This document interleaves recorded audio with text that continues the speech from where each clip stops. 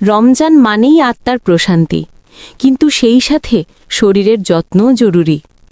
অনেক সময় রোজা রাখতে গিয়ে ক্লান্তি, মাথা ঝিমঝিম করা বা গ্যাস্ট্রিকের সমস্যা হয়, কিন্তু কয়েকটি ছোট অভ্যাস মানলেই আপনি পুরো মাসটাই থাকতে পারেন একদম ফিট। প্রথম কথা, সেহেরি কখনো বাদ দেবেন না। সেহেরিতে এমন খাবার খান যা ধীরে হজম হয়, যেমন ডিম, দুধ, ওটস, কলা বা ডাল ভাত। এগুলো সারাদিন শক্তি যোগায়, শরীর দুর্বল হয় না। দ্বিতীয় কথা, পর্যাপ্ত পানি পান খুব গুরুত্বপূর্ণ।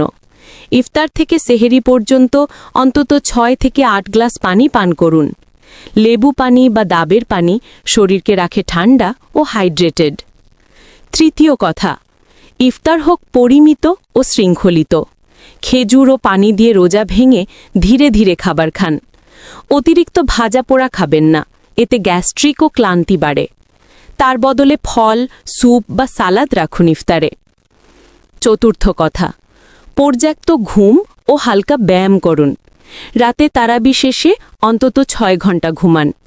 ইফতারের পরে হালকা হাঁটলে হজম ভালো হয়, মনও চাঙা থাকে। রমজান শুধু রোজার নয়, নিজেকে গড়ে তোলার সময়ও। সেহেরি ঠিকভাবে খান, পানি পান করুন, শান্ত থাকুন। তাহলে রোজা হবে প্রশান্তির, শরীর থাকবে সুস্থ ও উজ্জ্বল।